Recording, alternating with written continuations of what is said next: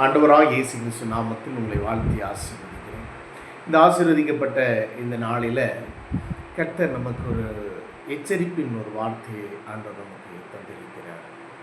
மத்தேயு சுவிசேஷம் 24ஆம் அதிகாரம் 6ஆம் வசனம். யுத்தங்களையும் யுத்த செய்திகளையும் கேள்விப்படுவீர்கள், கலங்காதபடிக்கு எச்சரிக்கையாக இருங்கள். இவைகளெல்லாம் சம்பவிக்க வேண்டியதே, ஆனாலும் முடிவு உடனே வராது. அருமையான தேவனுடைய பிள்ளைகளே, நாம் வந்திருக்கிற இந்த கடைசி காலத்தில் ஆண்டவர் சொல்கிறார், எச்சரிக்கையாக இருங்கள். யாம் எச்சரிக்கையாக இருக்க வேண்டும் என்று சொன்னால், ஒரு பகுதியில் அநேக சம்பவங்கள் இன்றைக்கு நாம் பார்க்கிறோம், கேட்கிறோம். அநேகருடைய இருதயத்தில் கலக்கம் உண்டாகிறது. என்ன இனி சம்பவிக்கும், இனி எப்படி வாழ முடியும் என்கிற அநேக காரியங்கள் இன்னைக்கு அநேகருடைய இருதயத்தில் கலங்கி கொண்டு இருக்கிறாங்க. ஆனால் ஆண்டவர் 2000 ஆண்டுகளுக்கு முன்பாக இயேசு சொன்ன ஒரு வார்த்தை, கடைசி காலம் யுத்தங்களையும் யுத்த செய்திகளையும் கேள்விப்படி கலங்காதபடிக்கு எச்சரிக்கையாக இருங்கள்.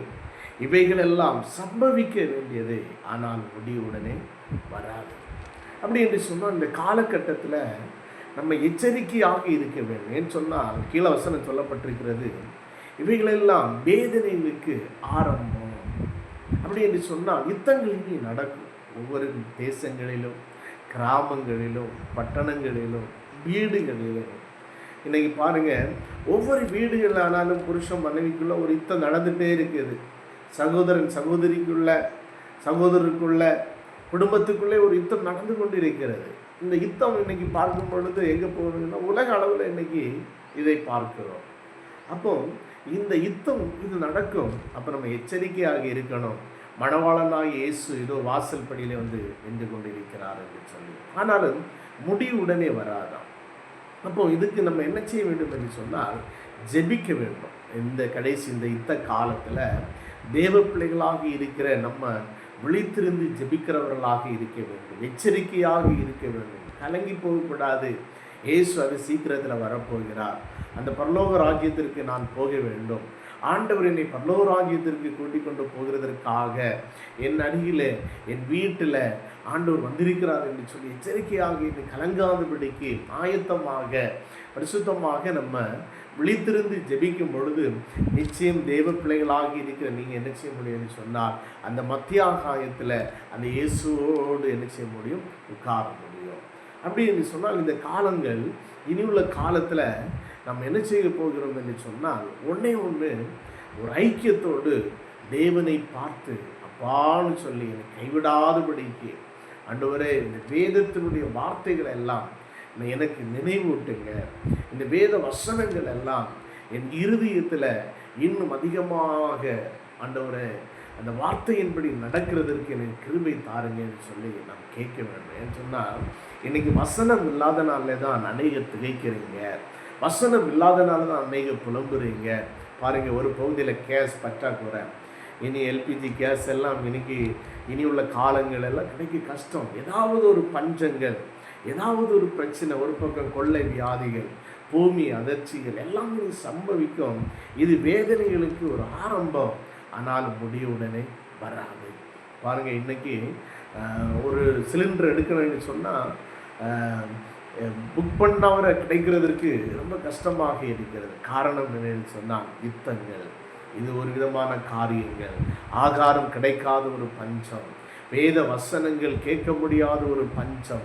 அருமை தேவ பிள்ளைகளே, நீங்கள் எச்சரிக்கையாக இருந்து மணவாளனாகிய இயேசு கிறிஸ்துவோடு ஆண்டவராகிய தேவனோடு நீங்கள் சேருகிறதற்கு, அவரோடு ஐக்கியம் கொள்கிறதற்கு நீங்கள் என்ன செய்யணும் சொன்னால், ஆயத்தமாக வேண்டும், ஒருங்க வேண்டும்.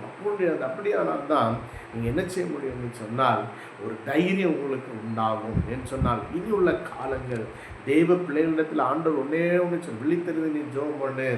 யுத்தங்கள் காலத்தில் நம்ம சும்மா இருக்கக்கூடாது. யுத்தம் உண்டாகிற காலத்தில் நாம் அசதியாக இருக்கக்கூடாது. இப்படிப்பட்ட பிரச்சனை உள்ள காலத்தில் நிர்விசாரமாக நம்ம இருக்கக்கூடாது. யுத்தம் பண்ணுகிற சாத்தானோடு ஆண்டவரே அவனை மேற்கொள்ளுகிறதற்கு, அவனை ஜெயிக்கிறதற்கு எனக்கு அந்த அபிஷேகத்தை தாருங்கன்னு சொல்லி கேட்கணும். என்று சொன்னால் இன்றைக்கி யுத்தங்கள் இனி உள்ள ஒவ்வொருவருடைய வாழ்க்கையிலும் ஏதாவது ஒரு பிரச்சனைகள் வரும். எந்த குடும்பத்திலையும் சமாதானத்தை பார்க்க முடியாது.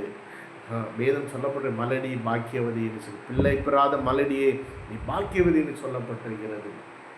அப்படி என்று சொன்னால் நம்ம நினைக்கலாம் சில வேளையில், ஐயோ எனக்கு ஒரு நல்ல ஒரு சந்தோஷம் கிடைக்கும், ஒரு நல்ல நிம்மதி கிடைக்கும்.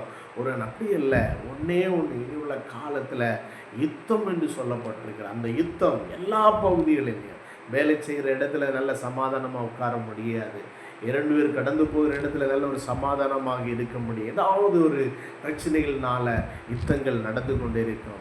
அப்போ தேவ பிள்ளைகளாக இருக்கிற நீங்கள் ஒவ்வொரு நாளும், ஆண்டவரே இந்த யுத்தத்தினுடைய ஆவிகளை உண்டாக்குற அந்த கிரிகைகள் என் வீடை விட்டு, என் ஊழியத்தை விட்டு கடந்து வெளியேறி போகட்டும் என்று சொல்லி நீங்கள் ஜெபிக்க வேண்டும். பாருங்கள், இன்னைக்கு சர்ச்சைகளில் பார்க்கும் பொழுது சமாதானம் இருக்கிறதா? ஒவ்வொரு சபைகளையும் ஏதாவது ஒரு பிரச்சனை, விசுவாசிகள் வரும்பொழுதே எப்படியாவது பாஸ்டரிடத்தில் ஏதாவது ஒரு குறை காண வேண்டும் என்று சொல்லியே வருவாங்க. அதே போல் ஊழியக்காரர்களுடைய வாழ்க்கையிலையும் பார்க்கும் பொழுது ஒரு நல்ல ஒரு சமாதானம் இன்னைக்கு பார்க்க முடியும். ஒருவருக்கு ஒரு ஐக்கியம் இல்லாத ஒரு நிலைமை காணப்படுகிறது. ஏதாவது ஒரு பிரச்சனை, ஏதாவது ஒரு யுத்தம் ஒவ்வொருடைய சிந்தனையில், இருதயத்தில் சத்துரு என்ன செய்ய ஆளுகை செய்து கொண்டிருக்கிறார். தெய்வ பிள்ளைகளாக இருக்கிற நாம் என்ன செய்ய வேண்டும் என்று சொன்னால், எச்சரிக்கையாக இருந்து கலங்கி போகக்கூடாது. இவைகளெல்லாம் வேதனைகளுக்கு ஒரு ஆரம்பமாக, ஏதாவது ஒரு காரியங்கள் இருதயத்திலே வந்து ஆளுகை செய்யும் பொழுது அந்த வேதனை என்ன செய்யும், அப்படியே ஆளுகை செய்து கொண்டு இருக்கும். அருமையான தேவனுடைய பிள்ளைகளை, இந்த காலகட்டத்தில் பாருங்கள், ஒரு பகுதியில் இன்றைக்கி குடும்பங்களில் மரணங்கள் சம்பவித்து கொண்டு வருகிறது. அநேக பரிசுத்தவான்கள் எடுத்துக்கொள்ளப்படுகிறார்கள். அநேகர் நல்லா இருப்பாங்க, நல்ல காரியமாக நல்லா ஓடுவாங்க, நல்ல வேலை செய்வாங்க. ஆனால் மறுநாள் அந்த ஆளை பார்க்க முடியாது, ஹார்ட் அட்டாக்கு, ஏதாவது ஒரு பிரச்சனை, வேதனை ஆரம்பம். இனியுள்ள காலங்களில் சத்துரு குடும்பங்களை ஆளுகை செய்து கொண்டு இருக்கிறோம். அதனால் நம்ம என்ன செய்ய வேண்டும்? ஆண்டவர்கிட்ட கேட்கணும், ஆண்டவரே இந்த வேதனையான இந்த காலத்தில் எனக்கு ஒரு சமாதானம் வேணும். அந்த வார்த்தையை நீங்கள் பிடிச்சணும். கர்த்தருடைய வசனம் உங்களுடைய இருதயத்தில் ஆழமாக இருக்க வேண்டும். அந்த நம்பிக்கையோடு இருக்க வேண்டும். இந்த கொஞ்ச கால வாழ்க்கையில் ஆண்டவரே நம்மோடு நெருங்க வேண்டும் என்று சொல்லி கேட்கும் பொழுது நிச்சய நம்பிக்கையை தருவார், விசுவாசத்தை தருவார். இத்தனை காலத்தில் சும்மா இருக்க எண்ணங்கள் வராது, ஜெபிக்க எண்ணங்கள் உண்டாகும். இத்தமுள்ள நாட்களில் கர்த்தரோடு சேருகிறதற்கு, ஹல்லேலூயா, கர்த்தரோடு உட்கார்கிறதற்கு அந்த எண்ணங்கள் உருவாகும். உங்களுக்காக நான் ஜெபிக்கட்டுமா? கண்களை மூடுவீங்களா? பரலோக பிதாவே, ஸ்துதிக்கிறோம் ஆண்டவரே. இந்த வசனத்தை கேட்ட ஒவ்வொரு பிள்ளைகள் மேலும் உடைய கரத்தை வைங்கப்பா. ஹல்லேலூயா. கடைசி நாட்கள் யுத்தங்களும் யுத்த செய்திகளையும் கேள்விப்படுவீர்கள், என்னாலும் முடிவு உடனே வராது என்று சொல்லப்பட்ட இந்த வார்த்தையின்படி ஆண்டவரே, இந்த வார்த்தையின்படி ஒவ்வொருடைய இருதயத்தில் ஹல்லேலூயா எச்சரிக்கையோடு இருந்து ஜெபிக்கிற அந்த ஜெப அபிஷேகம், விசுவாச நம்பிக்கை ஒவ்வொருடைய இருதயத்திலும் புறப்படட்டும் ஆண்டவரே. அநேக குடும்பங்களை வேதனையான ஒரு சம்பவம் காணப்படுகிறதப்பா. வியாதிகள், கொள்ளை வியாதிகள், பஞ்சம், ஆண்டவரே நாளை குறித்துள்ள ஒரு வேதனை, இதெல்லாம் மாற்றி போட்டு நம்பிக்கையோடும் விசுவாசத்தோடும் ஓடுகிற அந்த கிருபைகளை ஒவ்வொருடைய வாழ்க்கையிலும் உண்டாகட்டும் ஆண்டவரே. ஹல்லேலூயா.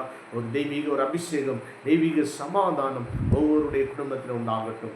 இயேசு கிறிஸ்துவின் ஜீவனுள்ள நல்ல தகப்பனே, ஆமென். God bless you. கர்த்தர் உங்களை ஆசீர்வதிப்பார். ஆமென்.